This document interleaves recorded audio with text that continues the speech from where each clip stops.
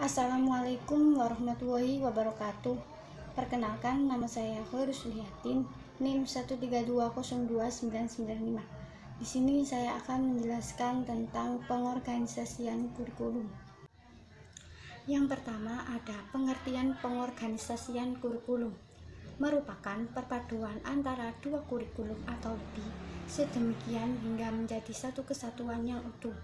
Menurut Han 1958 dalam Konstantinia 1998, istilah kurikulum dapat berarti semua pengalaman-pengalaman yang dimiliki peserta didik dengan bantuan sekolah. Selanjutnya ada juga pengertian organisasi kurikulum, yaitu pola atau bentuk bahan pelajaran disusun dan disampaikan kepada murid-murid dan merupakan suatu dasar yang penting sekali dalam pembinaan kurikulum dan bertalian erat dengan tujuan program pendidikan yang hendak dicapai, karena bentuk kurikulum turut menentukan bahan pelajaran yang urutannya dan cara penyajiannya dengan murid-murid. Menurut Nurgianto 1998, organisasi kurikulum adalah struktur program kurikulum yang berupa kerangka umum program pengajaran-pengajaran yang akan disampaikan kepada peserta didik. Selanjutnya, faktor-faktor pada organisasi kurikulum. Dalam penyusunan organisasi kurikulum ada sejumlah faktor yang harus diperhatikan, yaitu yang pertama, ruang lingkup atau skop, yaitu merupakan keseluruhan materi pelajaran dan pengalaman yang harus dipelajari siswa. Ruang lingkup dan bahan pelajaran sangat tergantung pada tujuan pendidikan yang hendak dicapai. Yang kedua, urutan bahan atau sequence, yaitu berhubungan dengan urutan penyusunan bahan pelajaran yang akan disampaikan kepada siswa agar proses belajar dapat berjalan dengan lancar. Urutan bahan meliputi dua hal, yaitu urutan isi bahan pelajaran dan urutan pengalaman belajar yang memerlukan pengetahuan tentang perkembangan anak dalam menghadapi pelajaran tertentu. Yang ketiga, kontinuitas, yaitu berhubungan dengan kesinambungan bahan pelajaran tiap mata pelajaran pada tiap jenjang sekolah dan materi pelajaran yang terdapat dalam mata pelajaran yang bersangkutan. Kontinuitas ini bersifat kuantitatif dan kualitatif. Selanjutnya, yang keempat adalah keseimbangan. Adalah faktor yang berhubungan dengan bagaimana semua mata pelajaran itu mendapat perhatian yang layak dalam komposisi kurikulum yang akan diprogramkan pada siswa. Keseimbangan pada kurikulum dapat ditinjau dari dua segi, yakni keseimbangan isi atau apa yang dipelajari dan keseimbangan cara atau proses belajar.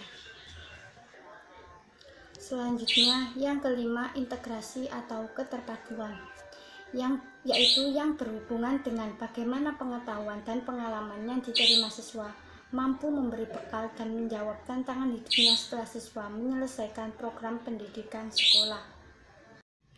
Selanjutnya, jenis-jenis organisasi kurikulum.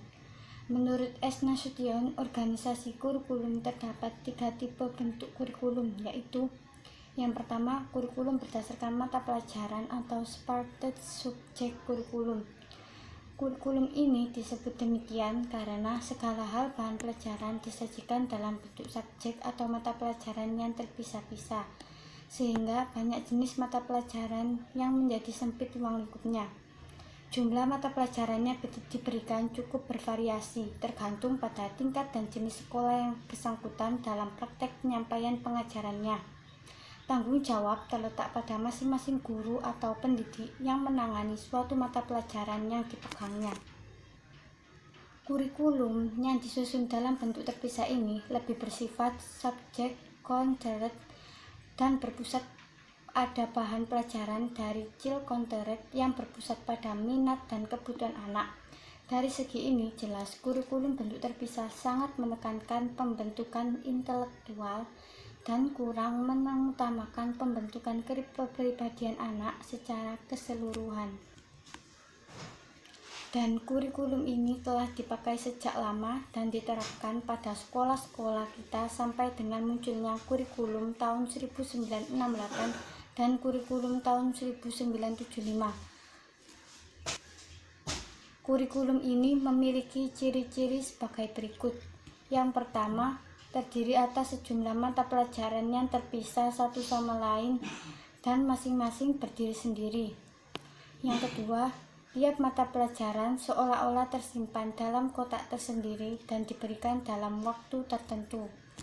Dan yang ketiga, hanya bertujuan pada penguasaan sejumlah ilmu pengetahuan dan mengabaikan perkembangan aspek tingkah laku lainnya.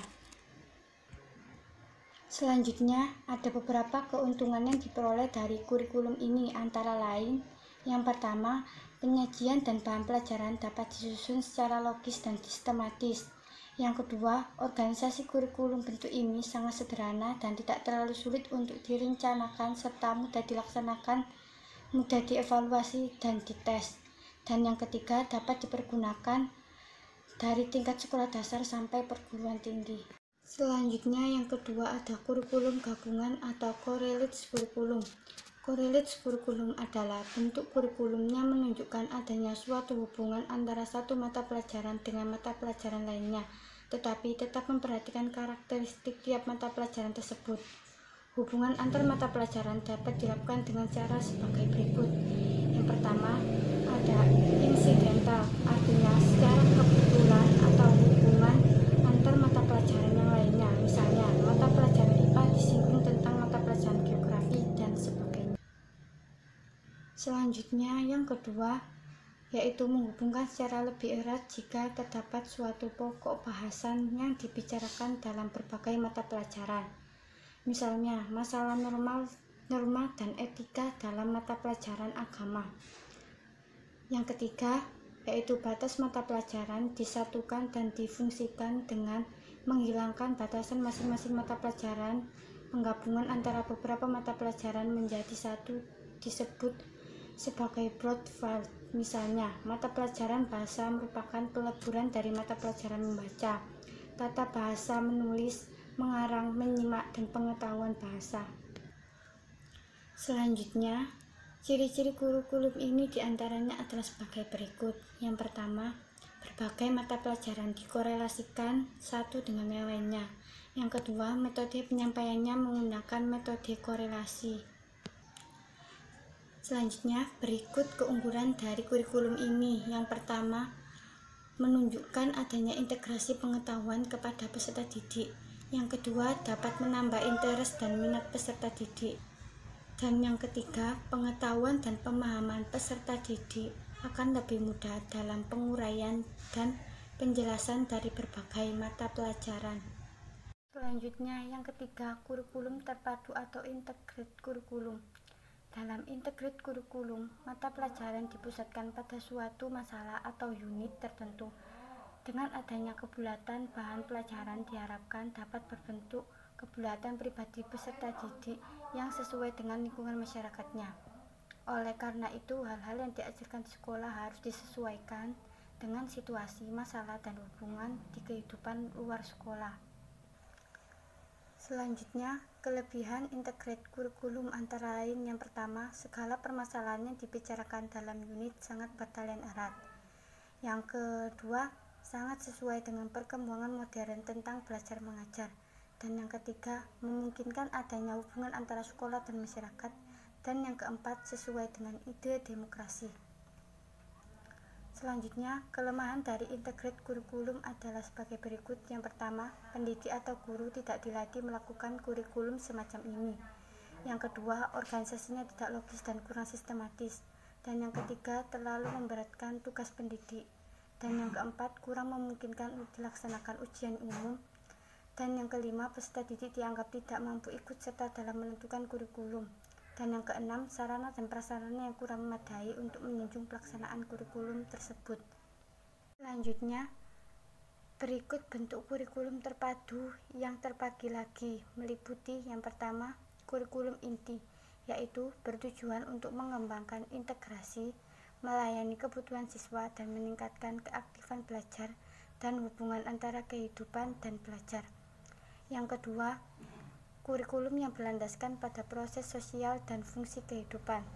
Kurikulum ini didasarkan atas kegiatan manusia dalam masyarakat, dalam social function, dapat diangkat dari berbagai kegiatan-kegiatan manusia yang dapat dijadikan sebagai topik pembelajaran. Yang ketiga, kurikulum yang berpusat pada kegiatan atau pengalaman. Kurikulum ini mengutamakan kegiatan-kegiatan atau pengalaman siswa dalam rangka membentuk kemampuan yang terintegritas dengan lingkungan maupun potensi siswa. Selanjutnya, prosedur pengorganisasian kurikulum.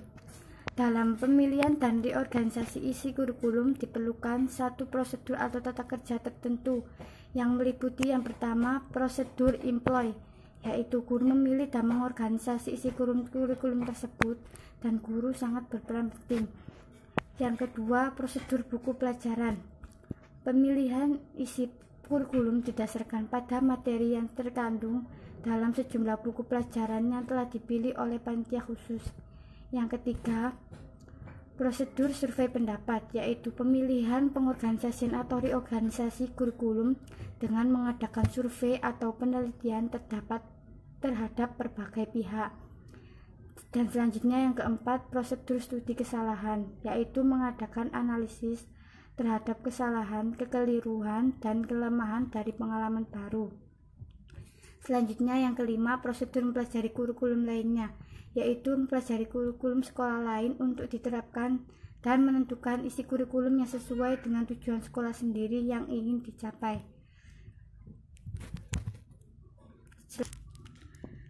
Selanjutnya yang keenam, prosedur analisis kegiatan orang dewasa, yaitu mengadakan studi kegiatan yang dilakukan yang berguna untuk dipelajari oleh siswa, kemudian diidentifikasi kegiatan tersebut sehingga dapat disusun suatu program pengalaman kurikuler untuk diajarkan di sekolah.